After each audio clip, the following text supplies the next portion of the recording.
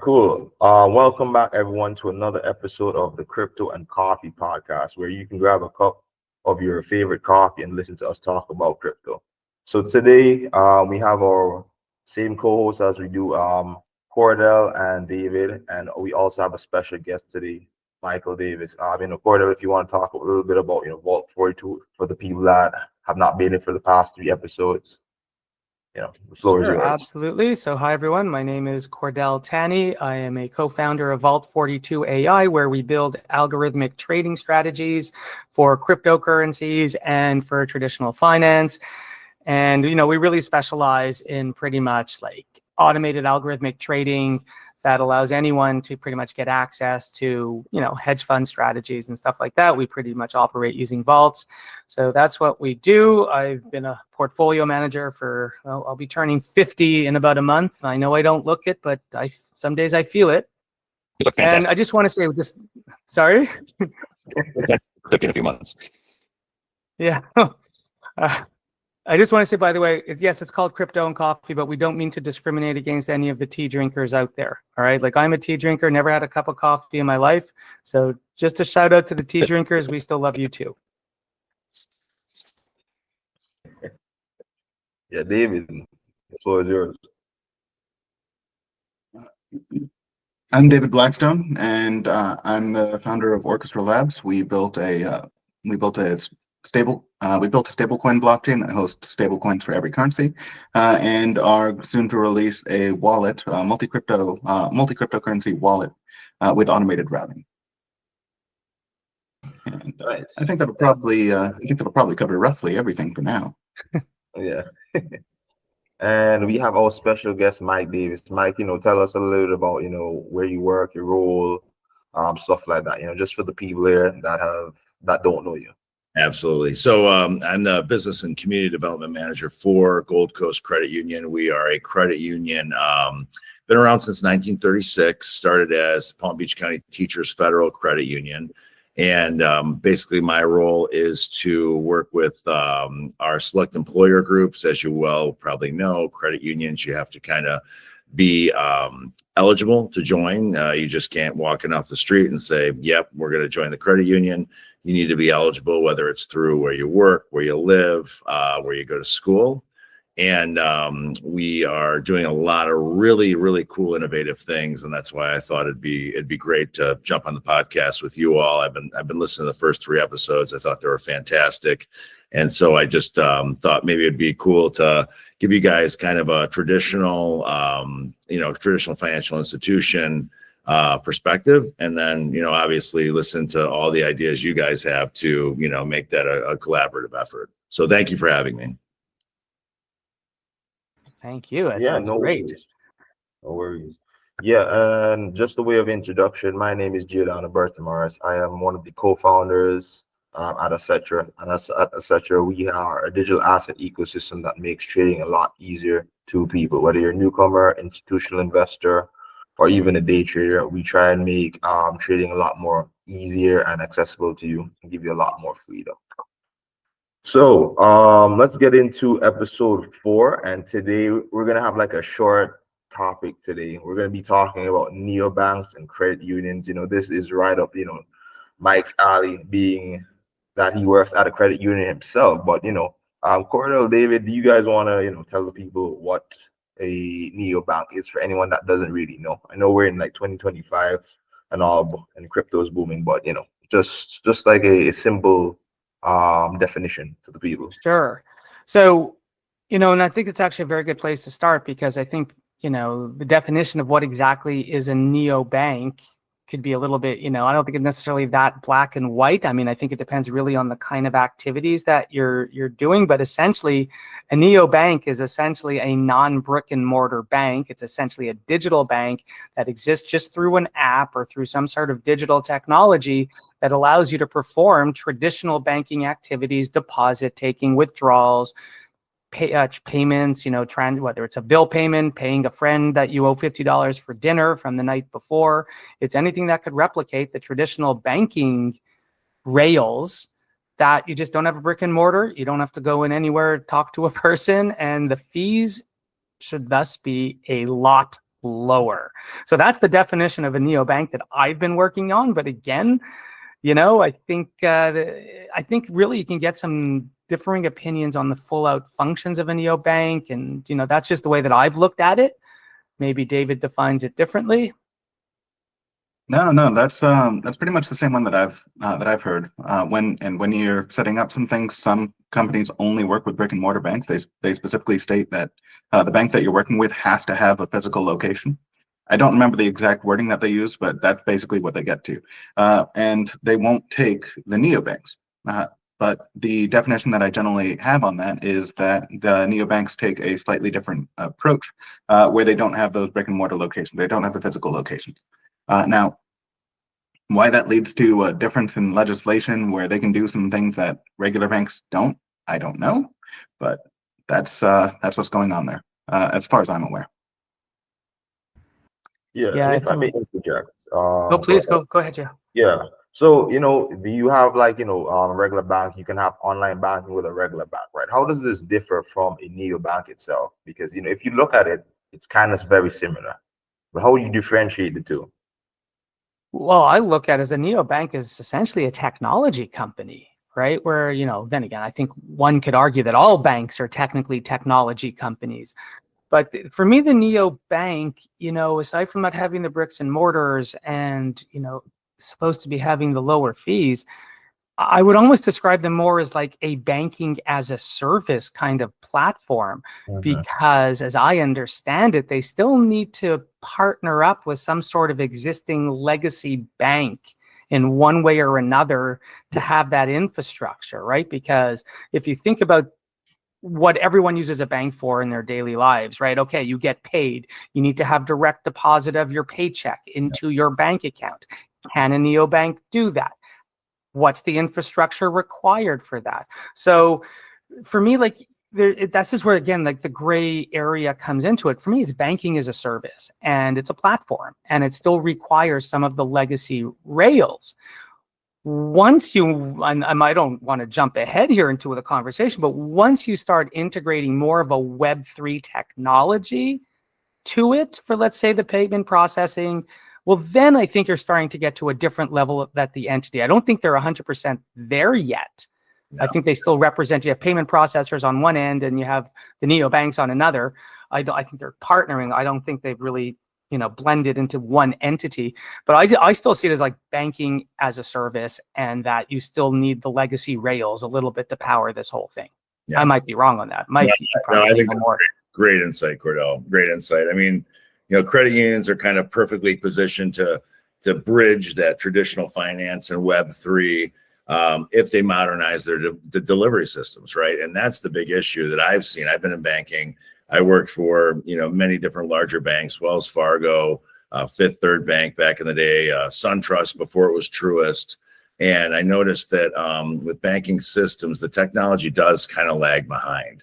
And I think that gives credit unions a little bit of a competitive advantage because they're smaller. They can pivot very quickly, whereas, a Wells Fargo, a Chase, a Bank of America, that has to be part of their overarching, say 2026, 2027 plan. Whereas a smaller credit union, and I'll give you an example, Frankenmuth Credit Union up in Michigan has just partnered for a crypto center. So they're the first credit union. They're not a large credit union. I mean, not small. I think they're about $340 million in assets, which is not small compared to a bank. It's tiny, right? It's a peon.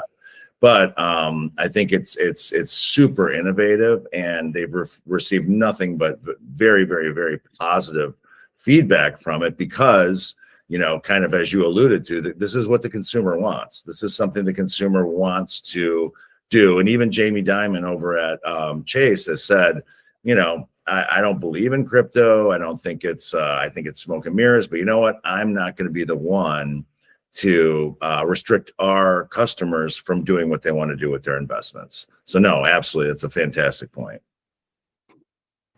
On that, would you say that if someone is trying to go into neobanking, would you say that it's best to reach out to credit unions there? Because I myself, I wanted to get into that, but raising funding for me as someone that it does not come from pedigree is a little bit more difficult. With that, No. what I was hoping to start from was a crypto wallet, gain a bit of money through fees and such on that, so that way I could go into banking as a service, because the initial payment is basically a car, and then you have the monthly payments after that. Would I be able to get started more easily if I reached out to a credit union? I think you would, because the nice thing about credit unions is they are not as strict when it comes to guidelines with the banks. A lot of us at the credit unions, we keep our lending portfolio as portfolio loans, right? So instead of the banks packaging those loans up, they're following a very strict underwriting protocol. And they package those loans up and they sell them on the secondary market. And that's a big source of income for them. Many credit unions, and I would venture to say, and I do not have numbers on this, so I apologize if I'm way off, but I would say at least 75% of credit unions keep their loans as portfolio loans on the books, which enables them to do a few more creative things, whether it's asset-based lending, right? Say you have a great portfolio, you've got an amazing trust wallet with phenomenal returns. A bank won't let you use that as one of your assets. Whereas a credit union absolutely will say, oh my gosh, this is a wonderful asset. Let's put it in. This is going to get you a better rate. So no, you're 100% right there. Hey, on that, I just wanted to make sure that I got this question in. Before we moved on topics, with that, I want to touch on something that you said there. There are banking as a service providers that will allow you to work with crypto. But they will limit the crypto that you can work with to things like Bitcoin, Ethereum, or other very popular ones. If I catch what you're saying there, it might be possible to work with smaller cryptos, or a larger portion, at least, of a user's portfolio, if working with a credit union to try to get banking as a service. I agree, and I think the issue there too is, again, it's risk, right? So the banks, the credit unions, the banks, the financial institutions are looking at risk, right? So a Dogecoin to them 10 years ago freaked them out. Now, I think they're a little more open to putting Dogecoin into their exchange for their customers to be able to purchase, because it has a nice history. It has a record of returns. And I think that's the biggest issue, with the whole credit union situation. It's not a matter of what they want to do or how they want to strategize. They absolutely do. I think the fear is that regulatory market. Thank God for the Genius Act. I will say it has put some guardrails that we needed for probably the last 20 years onto crypto. And that's just the beginning. And I know you guys know this. I've listened to the first 3 podcasts. There's going to be more regulations down the line, which is a good thing for us, because guess what? It puts crypto mainstream. It builds on that trust. And I think that's a cool thing with kind of that marriage between credit unions and crypto. With the credit unions, you have this massive amount of trust, and really some would say that's a competitive advantage. Like, wow, I trust my credit union. Gold Coast Federal Credit Union has been around since 1936 as Palm Beach County Teachers Federal Credit Union. So there's so much trust there. On the other side, on the crypto side, I feel like people see the opportunity. It's just the trust isn't there. You've got folks from different generations. I'm a Gen Xer, but my mom's a boomer, and if she doesn't understand it, she is not going to put any sort of money into it. And you know what? More power to her, right? I mean, if I didn't understand an investment, I wouldn't be putting money in there either, no matter what the returns look like. So I think a lot of it is education, but it's also the regulations with the Genius Act and what's happened during this current administration has really been positive for the crypto community. And I think it's kind of been more inclusive to the folks like, maybe the baby boomers, or the folks that just, they weren't ready to make that jump that, oh, geez, this is smoke and mirrors. And now they're seeing the returns, and maybe some of their friends got in early adopters, and they're like, wow, okay, like I got to do what my friend is doing. Like his portfolio is doing really, really well. So let's take a step back for a second, right? Because I think we might be making the assumption that everybody out there understands everything that we're talking about. So let's take example for a second for the credit union. Because let's define exactly how the credit unions are using, let's say, cryptocurrencies and the Web3 technology. I think it's a very important point. Let's just clarify where it is right now in terms of the infrastructure or the services being offered to the clients? I see you're smiling. I like that. Because I think it's a great question. I think this is such a pertinent question. And the answer makes me sad. Oh, okay. But so this is again why I want to say it, because again, like, first of all, I'm in Canada. It's not like we have exactly the strongest, cryptocurrency. It's building, but we do not exactly have a cryptocurrency community like we do elsewhere. We don't have a government that's really even talking about it, even though, well, they should be talking about a lot of things. But so the way I see it, like if I were an outsider walking into a credit union, or just, I'm assuming there's still probably bricks and mortars for many of the credit unions. Okay. Is it just that you are allowing me to, let's say, buy some cryptos, and you're acting as either a custodian, or it's more of an IOU kind of a thing? You're buying the cryptocurrencies, we're holding it for you. Or are you actually using, let's say, the cryptocurrencies in some form of payment processing, or some ways like that you are using Web3 technology in the banking process? So that's like, how do I know what you're doing? And that is such a great question, honestly, because as of right now, it's more of a investment and what we do. So we have certified financial counselors in every one of our branches. I'm not in a branch. I have an office at our main location, but all of us, we've got at least one to not two certified financial counselors. I do training with them on different forms of investments, different things that members could take care of. But my main push on crypto, because it is a volatile market, it's probably more volatile than the stock, just investing in individual stocks, and that, we all know that, right? And day trading, I would never ever say, yeah, go ahead and day trade crypto, because you're going to make it. I mean, unless you know something behind the scenes, I think there's a lot of opportunity to lose all your money, which is scary, right? So what we do at the credit union is it's kind of twofold. First of all, we work with our members to make sure that they have at least 6 months of savings of their expenses, because you never know. We've got record low unemployment, but then you look at your friends that are a master's degree and they're driving Uber in the evenings to make ends meet, right? And I know we all know at least one person like that, and it's too bad. So I think there's a couple of different facets to it. I think on the first side, yes, it's an investing, it's a holding, you've got to bring it in. On the second side, you're absolutely right. Innovation has to happen, whether it's XRP, Solana, some of these blockchain technologies and even stable coins are able to make these transactions like a traditional wire transfer, right? Yeah, it can go through in 8 to 12 hours. But, with XRP and Ripple, that's instantaneous. It's like, I think the last thing I saw was 0.7 seconds where the transaction went through and it's in the account. So, I think the neobanks have started some really, really great things and kind of, worked their way around any sort of regulation that they had to, not in a nefarious way whatsoever, but in a way to get their product to market, to get that minimum viable product to market. And I think you're going to see it more and more and more as more banks partner with a lot of these, crypto companies, blockchain companies. We will see a huge shift to not just hanging on to it for, that ROI value, but also the banks utilizing it as tools to make the customer journey much better. And the credit unions too. And I mean, the credit unions are the original disruptors. I mean, you think about the credit union movement. It came from Germany. There was, farmers that could not get a loan from a bank. They formed these financial cooperatives.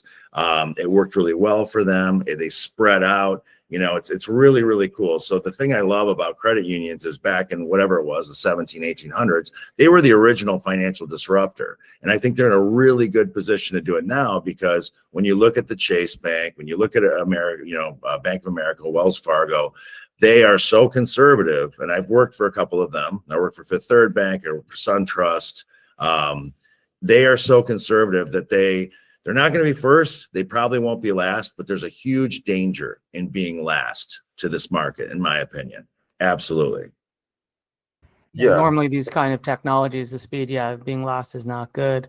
So The way I look at it also, let's take some use cases now. Let's go into Yeah. typical everyday use cases, all right? And let's see how we can address, where we are now to what we would all love to have, or just assess how the blockchain and cryptocurrencies are going to fit into this. Okay, use case one. We went out for dinner last night, 4 of us. I paid the whole bill. Each of you now owes me $50 for dinner. So, in Canada, we have something called the Interact system, which is essentially you could send me the money by email or by text message, but you have to have a legacy bank account. You have to be with a financial institution that's on our Interact network. And then, yes, it's an electronic payment. Money could be in my account from anywhere 5 seconds if I have auto deposit, or within an hour. So in the US, I believe we have the ACH system. You've got Venmo. So let's go through that for a second right now. And I think being in the credit union also is probably a great way to address it. How will Web3 improve the current kind of, let's say, just payment between friends kind of transactions that almost everybody does, at least on a daily, if not weekly basis? So Mike, I'll send that to you. Yeah, no, absolutely. You're spot on with Zelle. Zelle, they is that what it's called? Zelle? What is Zelle? That's the, I don't know because I'm Canadian. Yes, Zelle is our P2P. It's one of the P2P payment processing. Basically, same situation. Go out to dinner, somebody owes you $50, they Zelle you, it's right there in your Zelle account. Of course, you have to then transfer it into your bank account, which if you want it immediately, I think you pay a 50-cent, whatever. ACH, it's 2 or 3 days, and you pay nothing. And a lot of banks are incorporating Zelle. My credit union, we do have Zelle incorporated into our app. The crazy thing about Zelle, though, is it started as like a Cash App, a Venmo, a PayPal, right? So you didn't need a bank account to utilize it. Zelle realized they're going to make a whole lot more money if they charge banks to integrate into their app, right? But I can see, XRP has a couple of folks in the board of directors that used to be part of the Fed. I think there's a lot of opportunity now that XRP could take over that because it's seamless. There's no ACH, 50 cents, you get it now, which from what I understand, Zelle is basically fronting you the money, hanging on to that AC because there's no way to speed up an ACH unless you do a wire. So they're basically fronting you whatever the $50 is, they're hanging on to your $50. When it goes through, they hang on to it. So, again, it sounds very amazing. I'm going to Zelle you, but the reality is it is kind of a clunky process behind the scenes. I think with Ripple and XRP, it's a very quick process. It's going to do away with, wire fees. It's actually faster than a wire. I think it was less than a second with a current speech that I saw, a current demonstration maybe a month ago on YouTube. It was great. It was one of the Zelle you're talking? No, XRP. Oh, XRP. Okay, sorry. So XRP has the ability to kind of bypass the ACH systems and go very, very quickly. And we're going to see it in not just in money transfer, right? But blockchain. I have a really, really good friend. He started a blockchain company. It's all IT. So it's software licenses, it's hardware, computer monitors, mouse, keyboard, laptops. And he uses blockchain to track all of it. So that's a crazy thing, I think, with this discovery of blockchain is, absolutely, it's going to touch our monetary system and completely revolutionize it. I mean, I already see it happening. I've been in banking since 2004. And I'll tell you, just to share with you guys, when we got a mobile app, I was at SunTrust at the time, now Truist. It was about 2008. And, the big push was we need people to use the mobile app. Well, guess what the percentage was? We had about 65% of people still doing their online banking on mobile. We had, about, I'd say 30 people coming into the branch and maybe 5 people, maybe less, using our app. Now at Gold Coast, our app usage is about 65%. Desktop is maybe 30, and branches, again, about 5. We're seeing the transaction value in branches decrease. And again, I think a lot of it is part of the new technology, the ability to transfer money quickly. And here's a crazy thing. I don't know if you guys are from Europe or you've been in Europe, but the banking laws in America are very archaic. In Europe, you can use your chip everywhere you go. I don't care if it's a street vendor or a pub. that's been around since 1600, they will come over and you tap your card. It never leaves your hand. Yeah. Because of our banking laws and because of how archaic they are, unfortunately, we're going to be a maybe last to market with this. The one positive thing I see about that is our administration, the current administration, is very pro crypto. They're pro technology. And the other thing is, and this is just, I went down the rabbit hole the other day, as I'm sure you guys do every once in a while, but I went down the rabbit hole talking about, cryptocurrency and the gold-backed dollar. And, there's a lot of talk about this being kind of a master plan to introduce a stable coin that is then backed by not just the good faith of the American government, but backed by scarcity, right? So that the value is there no matter what. Again, crazy rabbit hole. I won't even repeat the blog I written it on.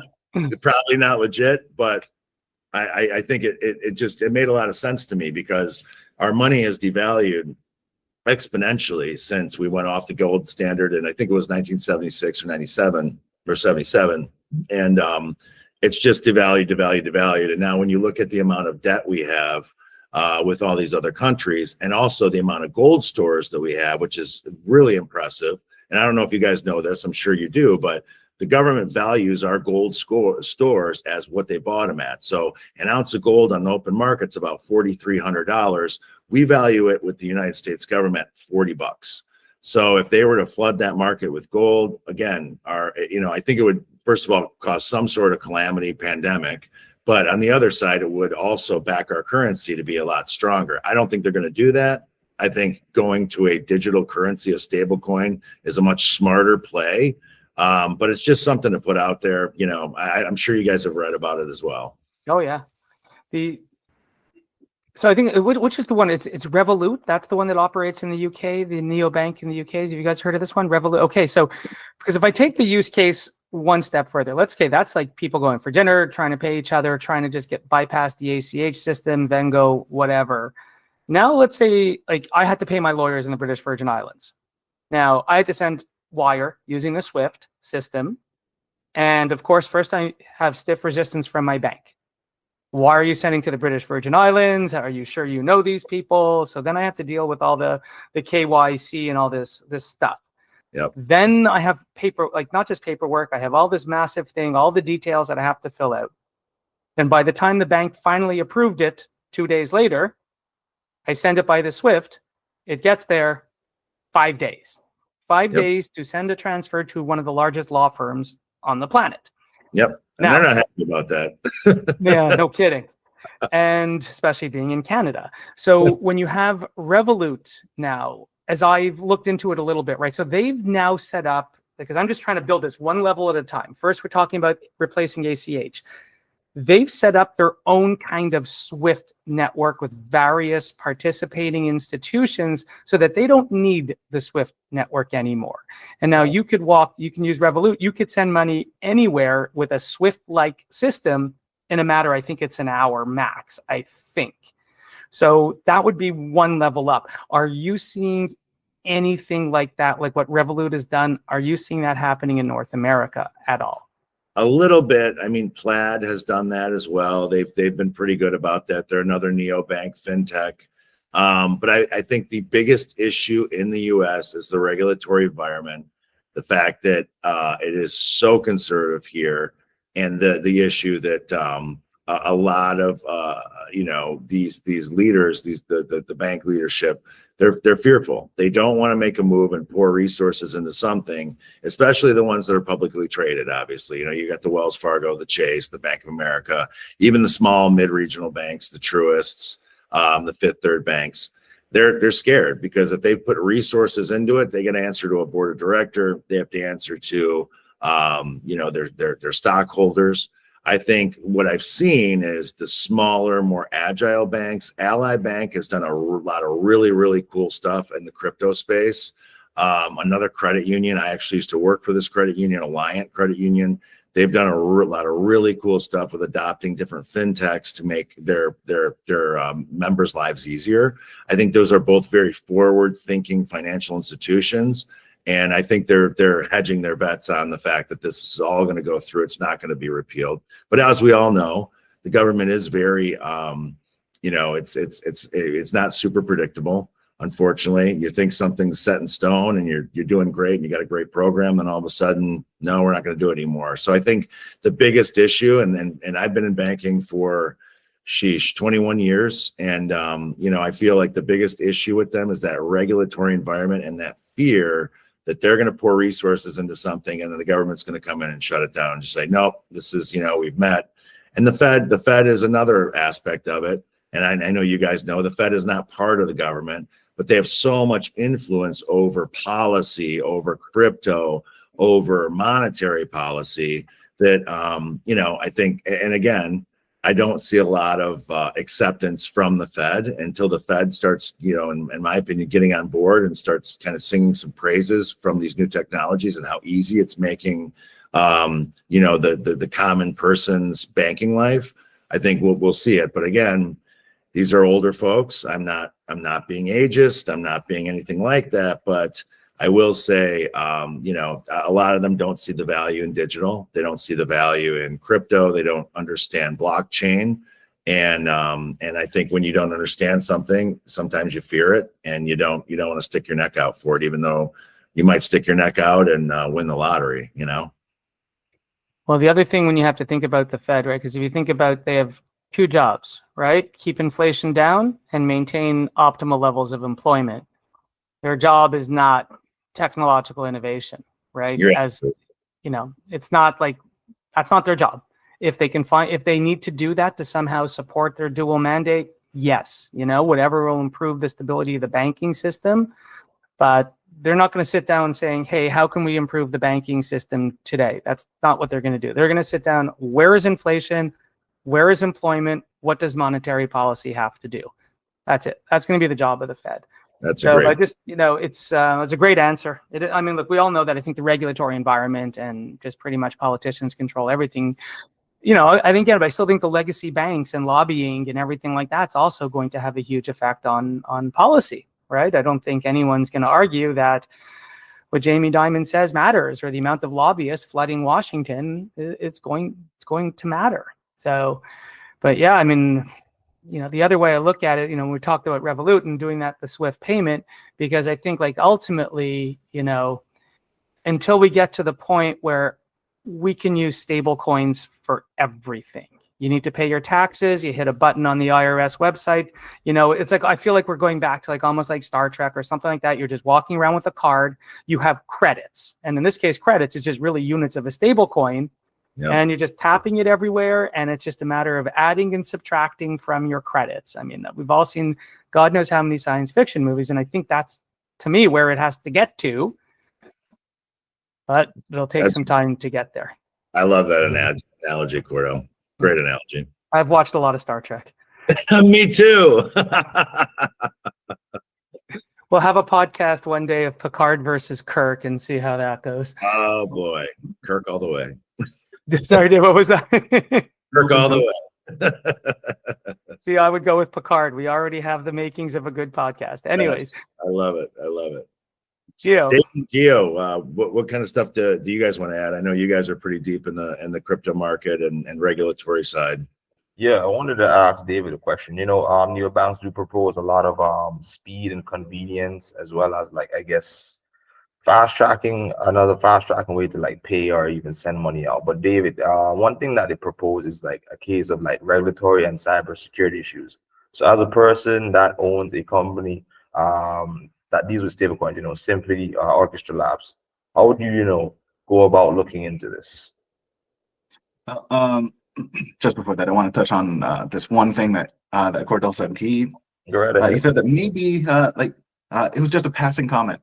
Well, maybe at some point in the future, the Fed will work on improving banking, but right now they have the dual mandate. I really hope they don't, because they've failed on both sides of their dual mandate. If they work on improving banking, it's gonna absolutely hit the gutter. I don't want to see them get into anything. I would agree with that too. Yeah. I would agree with that too. Stick to what you're good at, and that's. But With regards to how I'd approach this with a stablecoin company and everything, I really like what Mike said about potentially putting out a stablecoin backed by scarcity, because that's very literally how I approach this for our banking system. Now, we've built a modular system. It's usable for a lot of things because I don't know exactly where everything is going to go, but I can try to fit to that as much as possible. A lot of other companies are going with banks, and I don't agree with that. Because banks have issues, especially in America, with fractional reserve systems and their risk profiles.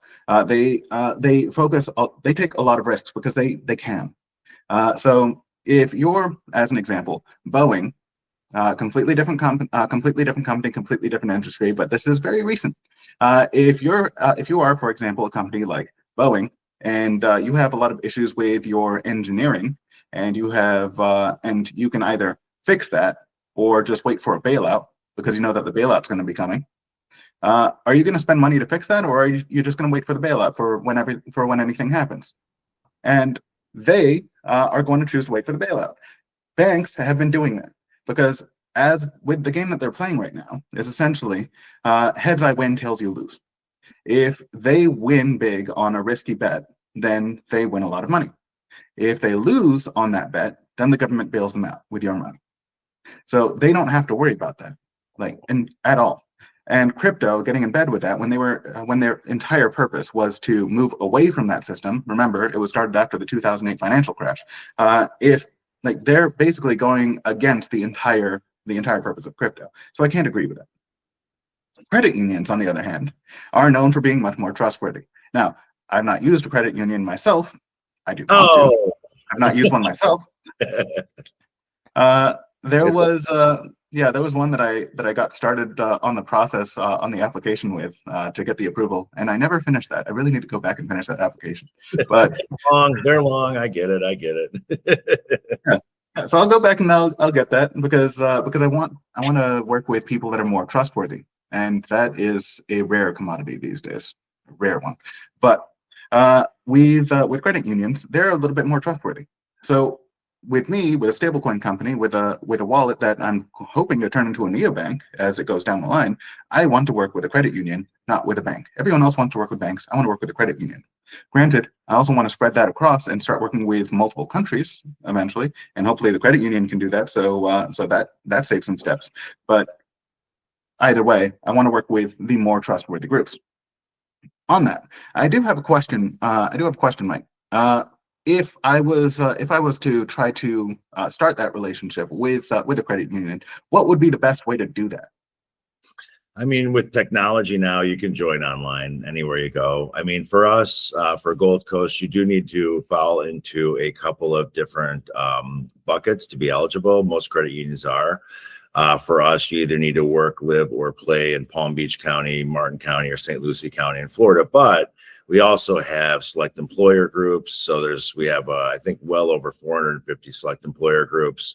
Some are nationwide that if you've worked for them, you're also eligible. If a family member joins, you're eligible. And then if all else fails, we will make a donation to the PTA on your behalf, and you can get an account that way. So, I mean, the doors in are pretty vast. And that's the thing. I was in banking for 12 years before I went to credit unions. I had no clue what a credit union was. I just knew, like, my friends' parents were teachers and they belonged to one, and they all said it was better than a bank. And, because of the structure, as you well know, they're a financial cooperative. So banks, as a bank makes money, they're paying their shareholders, their stockholders, a dividend. With the credit union, you are the shareholder owning that savings account. And so all those funds go right back into your products and services to, give you better rates on deposits, lower rates on loans, no fees, more ATMs, that kind of thing. So, yeah, I mean, pretty much every bank credit unions are organized into three different charters, right? So federal, which is what we are. There's state, which is the credit union I was with before Alliant. And then there's also local, which means, like, if you live in the county, work in the county, you can belong. But we all try to make it super inclusive because the credit union, we try not to play favorites. We try to make sure everyone's equal. And so, like I said, worst case scenario, you sign up and say, I'm going to make a donation to the PTA. And then what happens is we actually make the donation for you just out of your first deposit. You put $100 in your account, we take $5 and give it to the PTA. So, and it's a good cause. The PTA, they do great work for the kids. So I know that we're probably pushing up towards the end of our time here. I've got one more question, Gio. I don't know if you have any other questions. Also, of course, I wanted to ask this, okay? Let's get to really a much higher level of potential Web3 use now within the banking system, especially applied to a credit union. Sure. What will it take? But think about the collateralized loan or the collateralized, loan market. Taking out a loan, packaging a group of loans together, and then selling them as tranches. You have a number of different players. I believe like credit unions do this as well. They are engaged, I believe, also in the CLO market or in some kind of collateralized market. Sure. When will we start hearing conversations of people trying to tokenize these CLOs? So instead of giving people tranches, you just buy tokens of the CLO, simplifying the math, simplifying the entire waterfall structure of the CLO and who gets paid what. Are you having any conversations about tokenizing loans? We have not. I have not for us. And I think probably due to the fact that, so our credit union was not, and it's a great credit union. I'm not dissing us at all, but we were just not very involved in the digital marketing aspect until probably about a year ago. But definitely have read about it. Have read about companies doing that and being pretty successful for it. I think it's just a matter of getting, leadership on board to see it and to see the value. And I think it also kind of spreads out the risk for the credit union a little bit. Instead of, all the eggs are in one basket, you've kind of got it spread out a little bit. And, credit unions love to spread out risk. So I think it could be coming. I don't have a timeline. I wish I did, maybe in a year or two, but I do see things moving quickly with the advent of AI, and learning language models. The things are moving a lot quicker with regard to the traditional regulations that I've seen in my career. I've noticed with technology kind of moving at a very, very quick pace. I'm also a board of director of the League of Credit Unions down here. And so I interface with about 12 other credit union leaders on a monthly basis. And some of the stuff they tell me is very innovative, especially for a credit union. So we're moving in that direction. I wish I could give you a timeline, but I think it will definitely happen eventually. I really think that's what will really start taking a lot of this stuff to the next level, is when we start having structured products coming out in token form. Totally agree. I totally agree with you. Yeah, I did have one question from Mike. Is in regards to credit unions. So in the next 5 years, do you think credit unions would go digital? And also, do you think they will also have like NFTs incorporated into them?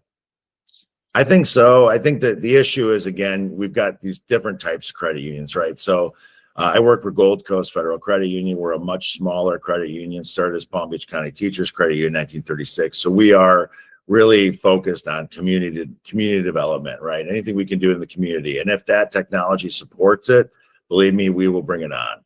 Other credit unions, similar to the one I was previously, Alliant Credit Union, they're based up in Chicago. They're more of a digital credit union, online bank. I could see them putting something like that into place probably before the end of the year next year. They are always at the forefront of digital and innovation. They went paperless before it was cool to go paperless. We went paperless at Alliant back in 2015.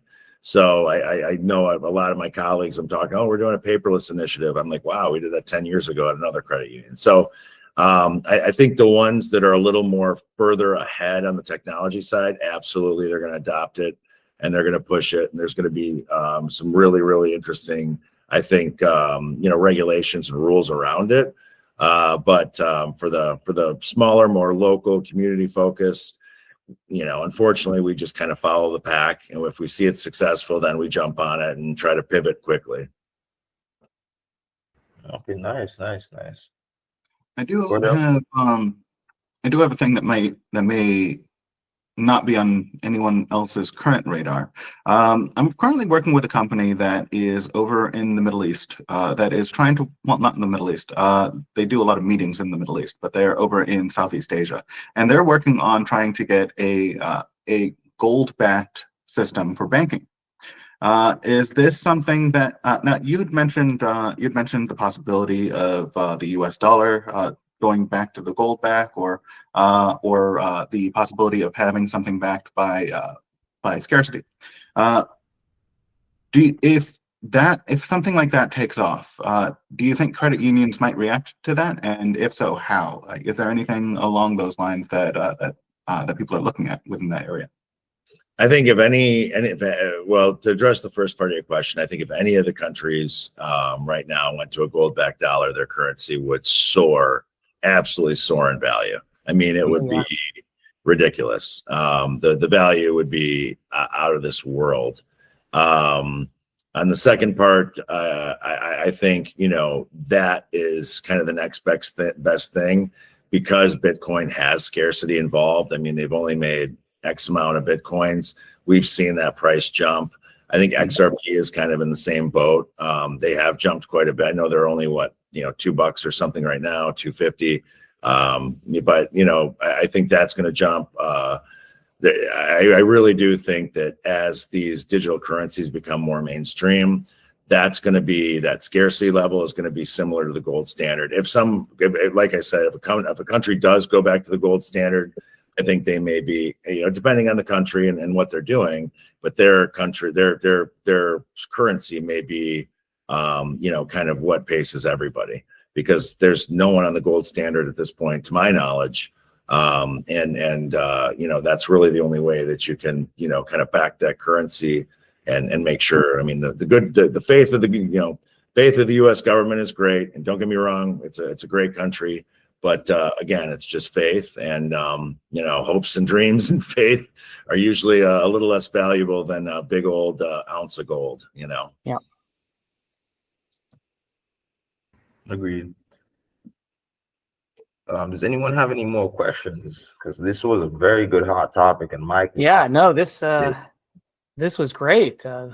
Good questions. Great answers. I mean, that's it for me. I think we pushed up against our 40-ish, 45-minute, that we wanted to do. I don't know.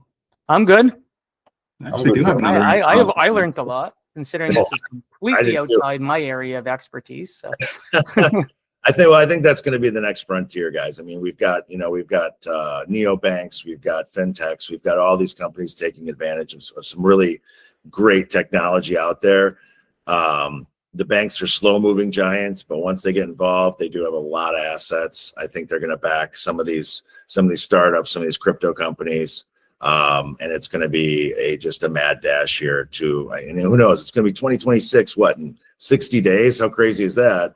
But I think by the end of 26, we're going to see changes that we thought weren't going to happen until 2030, and that's just my uneducated guess. But the things are moving so quickly now, and it's exciting because I feel like we're all in a great position to really take advantage of it and come so.